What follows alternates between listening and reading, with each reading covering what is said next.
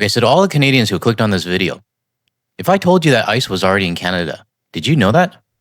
Sure, they might not have the same capacity or power that they have in the United States, but my problem isn't with the ICE agents themselves. It's with the whole department. And the department itself is the one giving the orders. I have a report that talks about where ICE is exactly in Canada, and also another one that talks about whether or not they would actually come for the World Cup, because it is a possibility depending on how far Team USA goes. So let's jump right into the first report that I'm going to show you. Did you know there's an ICE office in this Calgary building? It's one of 5 Canadian cities that houses U.S. immigration and customs enforcement officers. The others are Toronto, Vancouver, Montreal, and Ottawa. But the agency's presence in Canada is raising some eyebrows as ICE continues its deportation crackdown south of the border. An ICE spokesperson told CBC News the agents in Canada are with Homeland Security investigations. They focus on terrorist groups and drug cartels. No, I don't think this is anything new, and I think the Department of Homeland Security has probably always been here. The only thing that has changed is their reputation. But since their reputation has changed, and with everything going on in the United States right now, do we feel comfortable having these agents on our soil? Sure, they might not be armed and they're not going to be searching people in Canada, but they're still from the same department. ICE says the agents also work on a wide variety of serious crimes like drug trafficking, child exploitation, weapons smuggling, human smuggling, financial fraud, and more. A U.S. government website says there are more than 90 offices in dozens of countries. They have a mandate to identify and stop crime before it reaches the United States. It's a separate division from enforcement and removal operations. That's the unit making headlines over the past year, like when agents in Minnesota shot and killed Renee Nicole Good and Alex Preddy. ICE says its agents in Canada are not armed and don't make arrests or execute search warrants, but its operations are still drawing criticism. Alberta NDP MP Heather McPherson has called on Canada to close ICE offices until the human rights crisis is resolved. Okay, good. I'm not the only one that's concerned about this. I really don't care if they're a separate division from the one causing the chaos in the United States. They still have the same boss. And the fact that they're the same department, what's to say that they're not getting information from Canada and relaying it back down to the United States? I'm not trying to fearmonger here, but what I'm trying to say is that there is a possibility now, and especially with the department's reputation. I put all options on the table right now. It just feels like having a member from the mafia sitting in your living room and saying, oh, I'm not going to do anything bad. Okay, that's not a very good analogy, but I hope you guys understand what I mean. But if you agree with me, let me know in the comments below if you feel uncomfortable about this the same way I do. And if you do agree and you're not subscribed yet, and you want to hear more from a Canadian perspective, help my channel out by hitting that subscribe button below. The U.S. Embassy in Ottawa addressed concerns on X, saying agents operate in close partnership with Canadian law enforcement to combat transnational crime and protect communities on both sides of the border.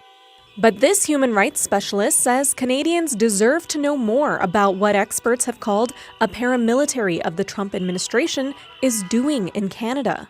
And whether, in fact, we should have any presence, regardless of what they're doing, of an entity that is committing such horrible harms with impunity in America, again, at a time when our sovereignty is consistently being put to question by American authorities. Kirsten says ICE's presence in Canada is a public safety concern. He believes other agencies under the U.S. Department of Homeland Security, such as Customs and Border Protection, could carry out HSI's duties without ICE needing to operate on Canadian soil. So what's your thoughts on this? For me, it's about the trust, and that trust is broken. And I no longer trust that these agencies on Canadian soil are doing what's right for both countries. Because let's be real here, everything that they're doing right now is for the Orange McNugget. My biggest concern, and yeah, maybe I'm putting a tinfoil hat on, is what data is actually going south of the border. What information is ICE actually getting and relaying back to the motherland? So let me know in the comments below what your thoughts are on this. Now on another ICE-related topic, I have another report from a Vancouver City councillor who is genuinely concerned of the possibility of having ICE in Vancouver and Toronto for the World Cup. Let's take a look. The chaos erupting in the streets of American cities has spread north of the border. Vancouver is home to its own anti-ICE protests last week. With tensions high on both sides of the border, Vancouver City Councillor and mayoral candidate Pete Fry is bringing forward a motion telling ICE, stay south. This is inspired by the recent news and revelation that ICE will be deployed to the Milan Olympics to provide security for the U.S. delegation. And with the FIFA World Cup arriving on the shores of BC in June, Fry has concerns that ICE's presence could lead to mass protests and unrest, interfering with the games and the millions invested. Now, personally, I hope it does cause a lot of protests. Because I think FIFA is a corrupt organization. I mean, who the hell gives an Orange McNugget a peace prize? How much more bootlicking can you get? I mean, just looking at these photos make me cringe. And this is just my opinion. But any organization that supports the Orange McNugget, I can't support.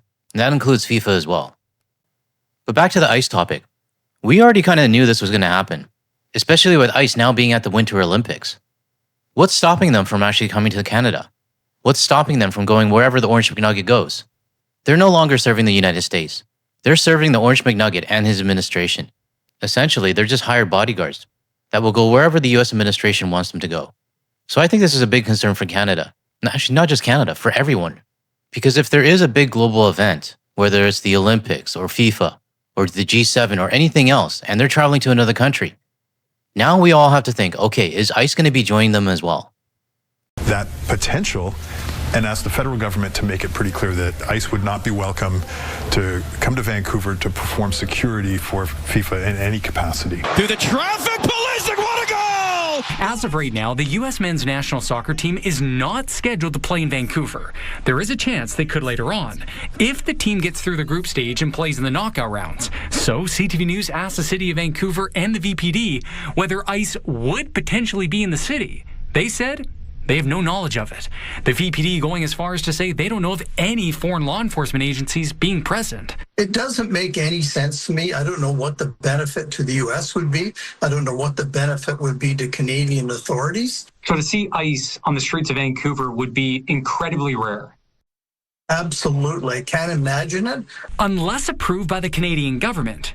Whether that happens is unclear. Are you worried that this could be considered as fear-mongering to bring a motion like this forward?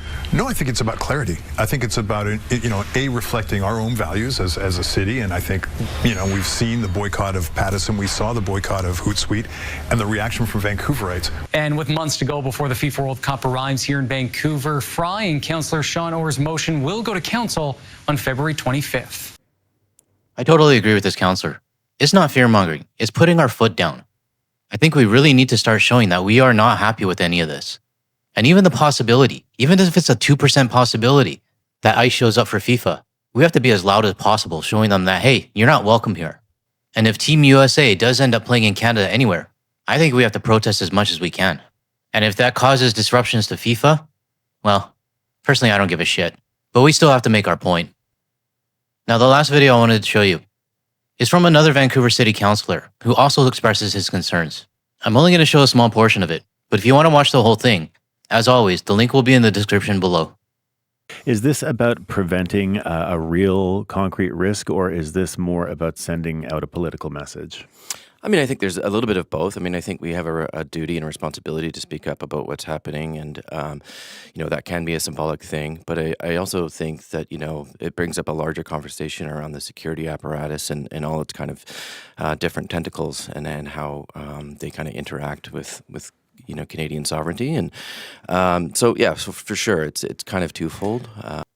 Now, this is just my opinion, but on a security level and threat and ICE beating up people, I don't think we're going to have that. But for me, it is more about sending a message. Sending a message that we're not going to take the bullshit and that we don't want ICE in Canada. Now I'm going to fast forward a bit because this was supposed to be a shorter video. And the length of this video is getting a little bit longer than I wanted it to be. So I'm just still trying to figure out what the worst case scenario is here. So some ICE agents are accompanying U.S. Participants, delegates, the team, or the political observers that may show up here, to take part in the games, to take in the games. Where does ICE fit in, and what specifically is the threat? Yeah, I mean, I think we can sort of go over hypothetical scenarios and what that kind of looks like. But I think, in the end, it's about making FIFA run smoothly. And if there's going to be, and if we have deployed ICE or Homeland Security, you know, I just don't see the games running smooth. There's going to be protests in the street. I think, you know, I think already our kind of involvement, you know, tacit sort of support of the Trump admission is of concern. You know, our mayor was there in Washington D.C. to see Trump get a made up peace prize, you know, and I think that should concern all Vancouverites. So it's this kind of tacit kind of support that Vancouverites will kind of flood the streets, and we want to just get on top of that and prevent that. Yeah, but really, can the Americans or ICE do anything about the fact that people in Vancouver are displeased and want to protest? No, that's why we want to just stop that. I mean, if we can say, and I hope this will be unanimous on council, you know, that ICE aren't welcome in Canada, and pressure the federal government to say no if any such request comes, you know, I think that would be a huge win. And I totally agree. And it's really up to whether or not the federal government does let ICE into the country. And if they do, then I hope like hell that in Vancouver and even Toronto, there are protests all over the place, disrupting FIFA as much as it can. So let me know in the comments if you agree with me on this video or not.